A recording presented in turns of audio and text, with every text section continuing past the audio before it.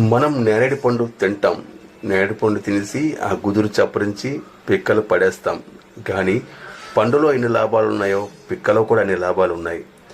నేరేడు విత్తనాలు ఎండబెట్టి దాన్ని పొడి చేసుకొని కాచుకొని తాగితే చాలా ఉపయోగం ఉంది.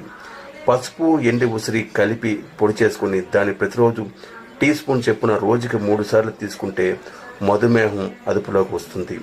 అలాగే నేరేడు ఆకులు, అలాగే నేరేడు బెరడ ఇడ్లతో కూడా చాలా ఉపయోగాలు ఉన్నాయి.